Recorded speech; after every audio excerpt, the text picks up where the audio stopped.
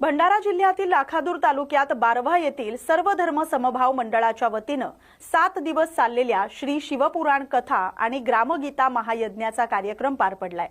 दररोज रामधून हरिपाठ आणि भागवत कथा महायज्ञ, हरिभक्त पारायण, सुनीलजी गुरगुले महाराज यांच्या प्रवचनानं भक्तिमय रसात रंगला। कार्यक्रमाचे उद्घाटन जिल्हा परिषद सदस्य प्रियंका बोरकर, अध्यक्ष बालू चुन्ने, तालुकाध्यक्ष राष्ट्रवादी काँग्रेस आणि सह उद्घाटक पंकज खांडेकर यांनी केले। रवी भाऊ झोडे यांनी सूत्रसंचालन केले तर प्रास्ताविक राहुल हर्ष यांनी केले। कार्यक्रमात गेट सजावटीसाठी पुरस्कारही प्रदान करण्यात आला।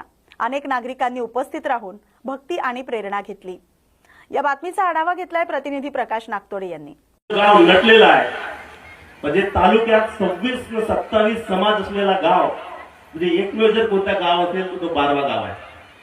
अशा या 27 समाजाचा बांधलेला गाव, या गावामध्ये सर्व समाजाचे लोक एकत्र येऊन नेतृत्व सुद्धा करतात आणि गुण्यागोविंदाने एकत्र येऊन असे छोटे मोठे कार्यक्रम करतात। या गावात सर्वधर्म समभाव 3 वर्षा पहिले पण एक मंडळ होतं, मात्र या मंडळाच्या माध्यमातून अनेक थोर पुरुषांच्या जयंत्या, मोठमोठे कार्यक्रम होत गेले आणि खऱ्या अर्थाने आज आपल्या बारव्याच्या भागवताचं नाव तुमच्या माध्यमातून सर्व धर्म समभाव असं झालं, म्हणून पुन्हा एक शिक्कामोर्तब झालं। आपण सर्व जातीपंथाचे लोक एकत्र येऊन एक चांगले कार्यक्रम करत आहोत। मी आज महाराजी तुमच्या खूप खुश आहे। याचं कारण असं आहे, या धगधगीच्या जीवनामध्ये सर्वांना काम करत असताना एक स्वतःसाठी वेळ असायला लागतो आणि मी अनेक वर्ष या गावात काम करताना धगधगीमध्ये काही लोकांना वेळ नव्हता, पण यावर्षी मात्र तुम्ही जादू केली आणि प्रत्येक 7 दिवस अनेक लोक कार्यक्रमाला, रॅली निघताना लोक, आणि ते रॅलीमधून धार्मिक माध्यमातून आलेले लोक नाही, मात्र स्वतःला वेळ दिले। त्याचा आनंद कोणाला झाला? त्यांच्या घरी झाला। त्यांनी म्हणजे खूप चांगलं रांगोळी टाकल्या, खूप चांगलं आपलं घर सजवलं। या भागवतापेक्षा त्यांच्या परिवाराच्या मध्ये तो दिवस खूप छान आनंदी गेला, याचा सर्व श्रेय माध्यम तुम्हाला जातो। महाराजजी, मी जास्त वेळ घेत नाही, परंतु एक विषय घेतो। देणारे देऊन जातात, देणाऱ्यांची संख्या फार कमी असतो आणि देणारे जेव्हा जातात तेव्हा त्यांचं नाव पण कमी होते। महाराज, असं जे आमच्या दानदात्या आपल्या गावात प्राथमिक आरोग्य केंद्र आला,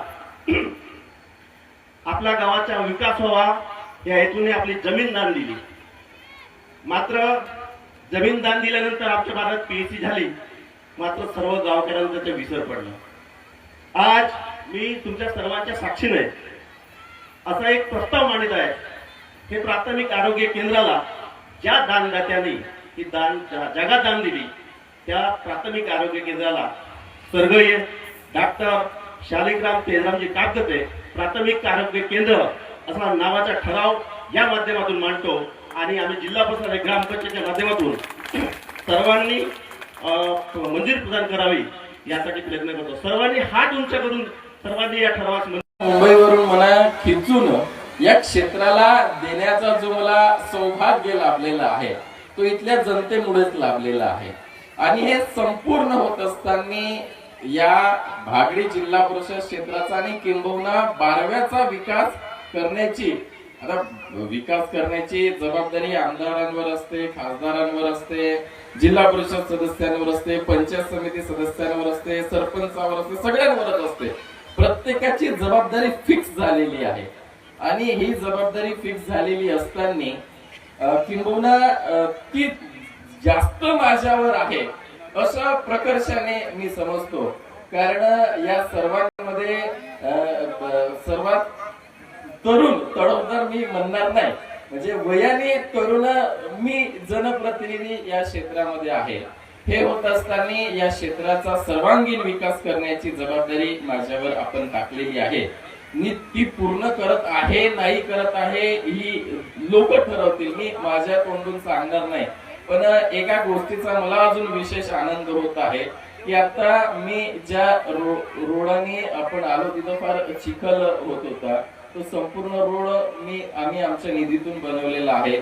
त्याच्यापेक्षा जास्त महत्वाचं की आता आपण जिथं भागवत घेतोय, मी आत्ताच मला बुद्धे काकाजी सांगत होते की ही बोडी होती, इथं संपूर्ण इथं भागवत घेणं म्हणजे या बारवामध्ये एकही जागा लग्न समारंभासाठी उपलब्ध नव्हती आणि या जागेला या बारवा गावातील सामाजिक असो पारिवारिक कार्यक्रम घेण्यासाठी इथं उपलब्ध करून देण्यासाठी आम्ही प्रयत्न केला. यावर्षी या जागेमध्ये मुरमावर आपण मीटिंग बसवली आहे. याच वर्षी आम्ही इथं गट्टू लावणार होतो, पण सन्माननीय म्हणजे या गावचे उपसरपंच, कारण आम्ही